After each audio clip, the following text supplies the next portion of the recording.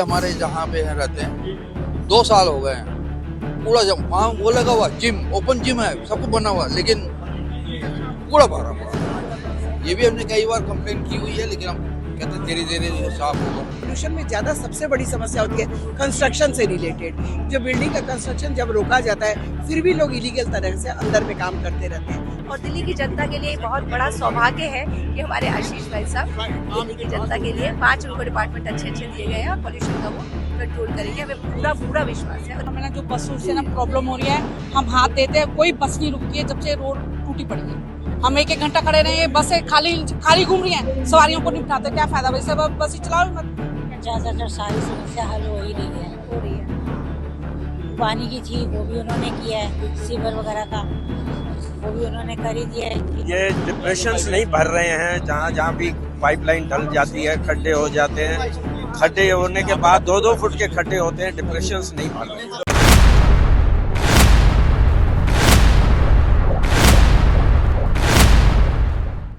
नमस्कार, आप देख रहे हैं 24 न्यूज और मैं हूं आप सभी के साथ खुशी। अभी जो मेरी मौजूदगी है वो गोलवलकर वाटिका जनकपुरी में है और यहाँ दिल्ली के कैबिनेट मिनिस्टर और जनकपुरी के विधायक आशीष सूद के द्वारा सारे डिपार्टमेंट्स को एक छत के नीचे किया गया है। मैं आपको तस्वीरें दिखाऊंगी।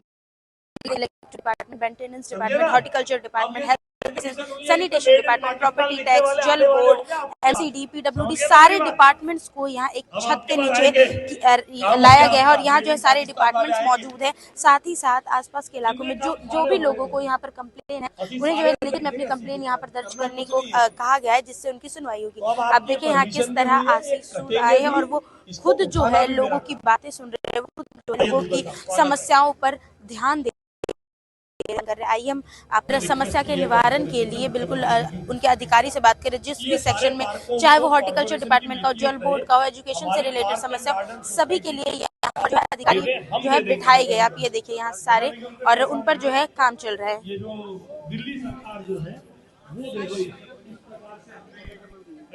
10 मिनट आप में से जिनकी जो समस्या है, देखो समस्याएं 27 साल से चली आ रही है। मेरा आपसे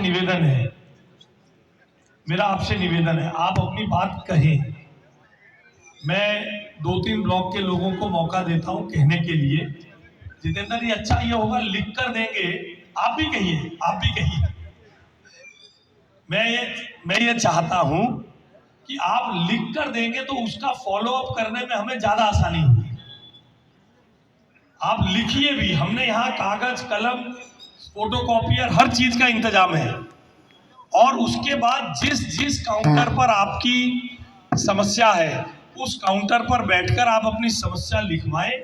उस समस्या को अगले 3 सप्ताह में दूर करने का मैं आपको आश्वासन देता हूं। जो आज की इस जन सुनवाई में आएगा, हम कोशिश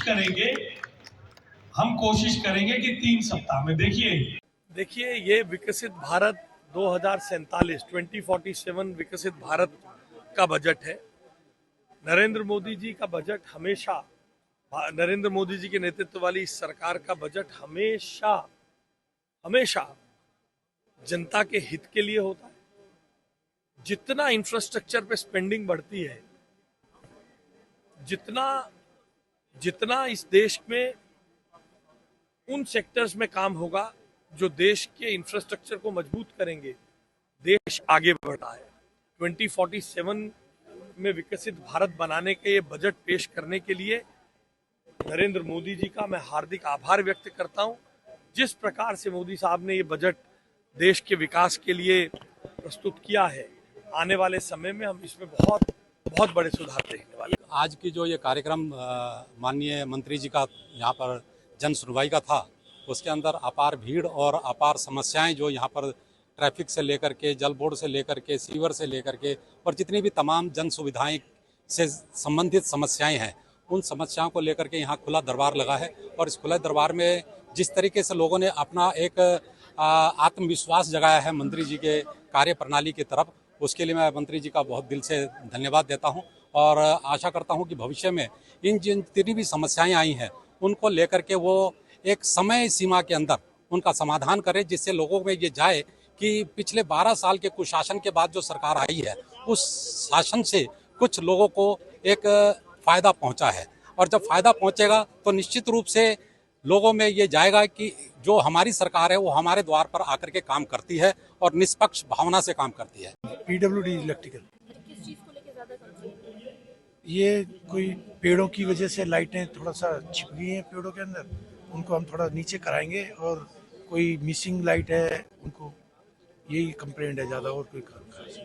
और बहुत जगह बिजली बिल की भी समस्या आ रही है। बिजली बिल के लिए तो BSES देखता है, हम पीडब्ल्यूडी से तो मेन रोडों को ही हम मेंटेन करते हैं। करवाई है, और मेन रोड जो टूटे हुए हैं उनकी करवाई है।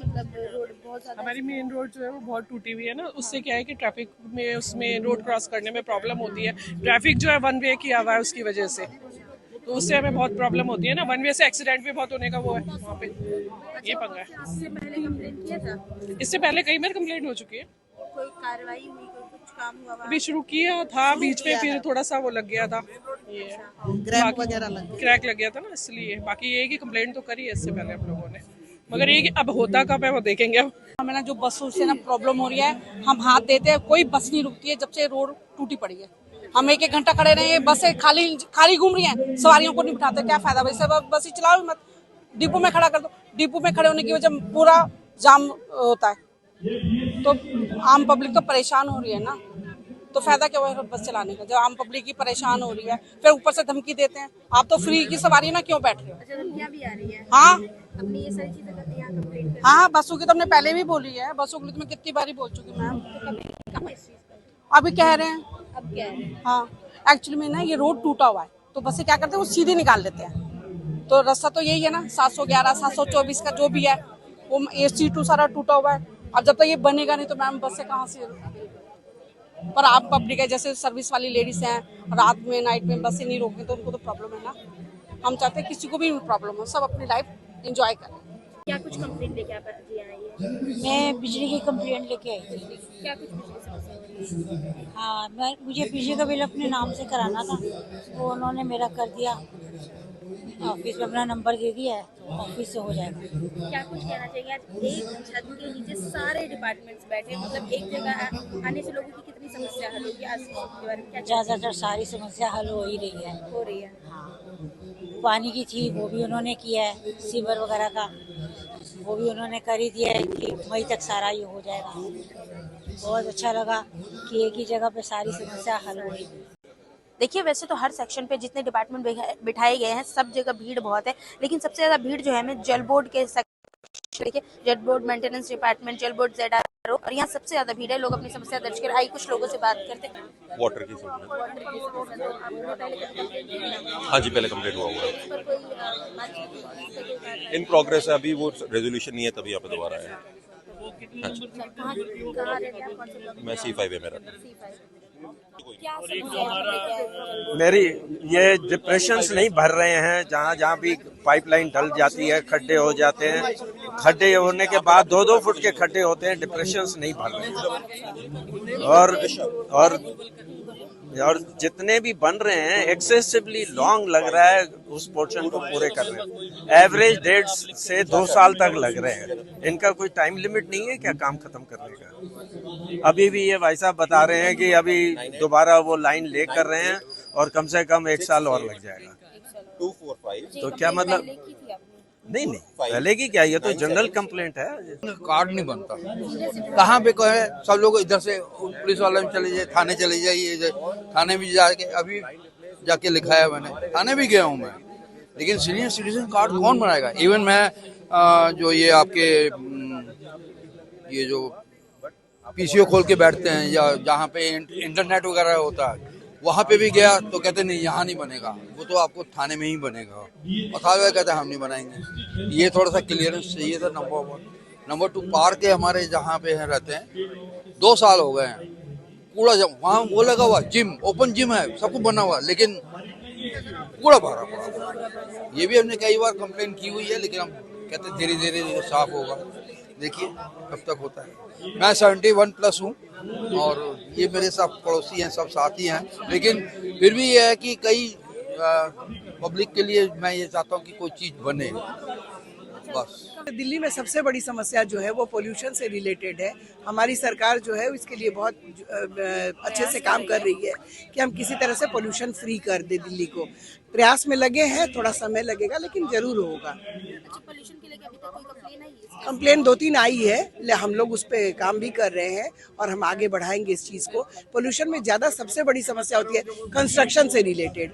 जो बिल्डिंग का कंस्ट्रक्शन जब रोका जाता है फिर भी लोग इलीगल तरह से अंदर में काम करते रहते हैं, जिसकी वजह से और गाड़ी को तो हम रोक सकते हैं पर अंदर अगर कंस्ट्रक्शन चल रहा है उसको हमें जानकारी नहीं हो पाती है, उसको रोकना सबसे ज़्यादा जरूरी है। अच्छा, क्या कुछ कदम उठाएगी कोई सरकार जिससे पोल्यूशन कंट्रोल में? सबसे बड़ी चीज़ तो है गाड़ी की संख्या के ऊपर सबसे ज़्यादा कि भाई कौन सा नंबर कितने साल का पुराना है, सब पोल्यूशन कंट्रोल उसके पास में सर्टिफिकेट है या नहीं है, कंस्ट्रक्शन जो है वो किस लेवल तक हो रहा है, क्योंकि हमारा जो दिया हुआ है कि इतने लेवल जो तय किया गया उस लेवल तक में होना ज़्यादा ज़रूरी है। उसी पे हम लोग काम कर रहे हैं कि हमारा कंस्ट्रक्शन साइट पे अगर कंस्ट्रक्शन किया जाए, एक तो लीगल तरीके से हो और दूसरी बात वो कवर करके जो होता है तो पॉल्यूशन नहीं हो, जिससे पॉल्यूशन क्रिएट ना हो। और साथ में हम ये भी चाहेंगे कि लोग जो इधर उधर कचरा फैला देते हैं वो भी पॉल्यूशन क्रिएट करता है, तो वो भी भाई साहब का पूरा प्रयास है कि उसको पॉल्यूशन फ्री किया जाए। और दिल्ली की जनता के लिए बहुत बड़ा सौभाग्य है कि हमारे आशीष भाई साहब दिल्ली की जनता के लिए 5 उनको डिपार्टमेंट अच्छे दिए गए हैं और पॉल्यूशन का वो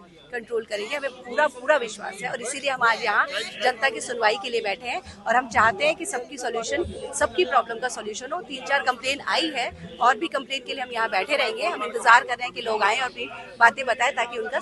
देखिए, यहाँ जो जनता द्वार का आयोजन किया गया था, यहाँ पर जो है हमने लोगों से बात करी, लोगों की समस्या जानी कि लोगों के घरों में तमाम समस्या है। किसी के घर में पानी की, किसी के घर में बिजली की और किसी के बिल्डिंग में, किसी के बस की समस्या है। और हमने अधिकारियों से भी बात करी जो यहाँ बैठे हुए अलग अलग डिपार्टमेंट से, सब बता रहे हैं कि उनके जो डेस्क पर है, जो उनका यहाँ बिठाया गया है, उन्हें कहाँ पर किस चीज़ की ज़्यादा समस्या आई। यहाँ आशीष सूद दिल्ली के कैबिनेट मिनिस्टर के द्वारा जो बिल्कुल इतना अच्छा आयोजन किया गया, एक छत के नीचे सारे डिपार्टमेंट्स को लाया गया। मैं आपको दिखाऊंगी कि सारे लोग यहाँ आज आ गए हैं और वो जो है अपनी कंप्लेन लिखित में सारे डिपार्टमेंट्स में जो है दर्ज करवा रहे हैं और बिल्कुल जो है जो उनकी समस्याएं थी उनके निवारण के लिए सारे लोग यहाँ मौजूद हुए हैं आज। साथ ही साथ जो आशीष सूद है वो यहाँ पर जो है लोगों की समस्या खुद भी सुन रहे हैं। आपने पूरी खबर देखी, पूरी खबर देखने के बाद आपकी जो भी राय है कि किस तरह कैबिनेट मिनिस्टर और तमाम जो कार्यकर्ता है वो निरंतर प्रयास कर रहे हैं कि लोगों की समस्याओं का निवारण हो, इस पर आप अपनी राय कमेंट बॉक्स में ज़रूर दें। आप देख रहे हैं NN24 न्यूज़, मैं खुशी दिल्ली से।